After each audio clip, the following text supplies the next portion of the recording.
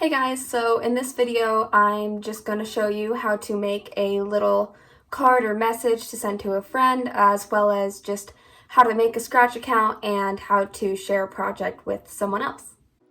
Hey guys, so here I just have the Scratch website open, so if you don't already have an account, you're going to want to hit the join button on that blue banner on the top, or in the very top right you can hit join Scratch. It's completely free.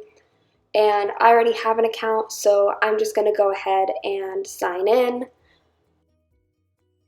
And then once you sign in or create your account, it'll take you here, and you're going to want to hit the create button in the top left-hand corner of the screen right next to the Scratch logo. So now you've created a new project. So the first thing that I like to do is choose the background. So you're going to go to the bottom right, click choose a background. Scratch has a bunch that you can already choose from, and for this little card I'm going to pick the purple heart. And then if you don't like this little character, Scratch calls it a sprite, you can go down to this button where it says choose another sprite. Scratch has a ton for you to choose from, so you can look through all of those. This blue dinosaur is my favorite, so I'm going to go for him. So then once you have your little character selected, he'll show up there, and on the extra one you're going to click on it and then click the little trash can so that you can get rid of the extra one that you didn't want. So now what you're going to do, once you've clicked on the sprite that you want to use, you're going to go to the left hand side and click the yellow circle that says events, and you are going to click on the little block that says when the green flag is clicked, because this is like your start button for your Scratch program and it'll make the program run. You're going to drag that into where your code goes, which is right over here. And then you are going to go to the purple circle that says looks, and you're going to click on the say hello for 2 seconds block. And you can make it say whatever you want for whatever number of seconds you want it to say it for. So I'm just going to go ahead and type my little message. I'm going to make this a little quarantine greeting card. So I'm going to say sending socially distanced hugs. And I'm going to make it say that for, I don't know, 3 seconds, why not?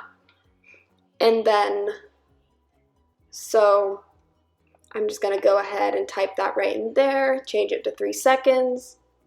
So now I'm just going to click on my little blue dinosaur and drag him to where I want him to be on the screen. So I'm just going to click on him and put him right over here because that's where I want him.